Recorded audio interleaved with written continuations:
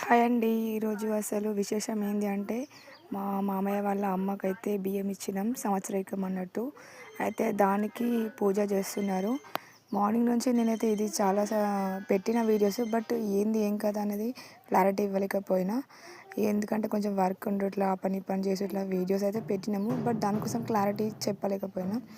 అయితే మా సైడ్ అయితే ఇట్లా మేమైతే ఏమంటారు ఆయనను జంగమైనని పిలుచుకుంటాం. పిలుచుకొని అట్లా ఆయనకి తాంబూలము, చెంబు, 2 గ్లాసులు అట్లా ఇచ్చి, మళ్ళా ప్లస్ తన ఎక్కడైతే ఆ తాంబూలం ఉందో ఆ తాంబూలంలో కాలు పెట్టి కడిగి చేసి ఆ తాంబూలము, చెంబు, గ్లాసులన్నీ తనే తీసుకెళ్తాడు. ఇంకా బియ్యం ఇస్తాము, మళ్ళీ కూరగాయలు ఇట్లా తీసుకెళ్తాడు అన్నట్టు.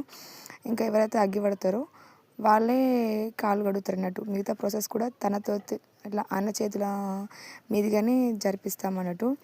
అయితే మేకని తీసుకొచ్చినాం అన్నట్టు మేము. ఇట్లా చనిపోయిన తర్వాత అక్కడ సంవత్సరికం కాబట్టి, అంటే కొంతమంది నార్మల్గా కూడా చేసుకుంటారు ఇట్లా, కానీ ఇట్లా కూడా ఇట్లనే చేయాలి అసలు.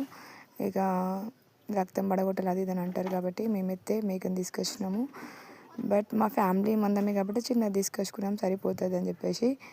ఇంకా ఇక్కడైతే వంటలు చేస్తున్నారు. ఆల్మోస్ట్ వంటలు అయితే అయినాయి. చికెన్, రైస్ అయితే అంటే అయిపోయినాయి. ఇప్పుడు ఈ ప్రాసెస్ ఒకటి అయిపోయింది అంటే నెక్స్ట్ ఇంకా మటన్ కర్రీ వండాలి. ఈ ప్రాసెస్ అయిపోతే కర్రీ చేసుడే.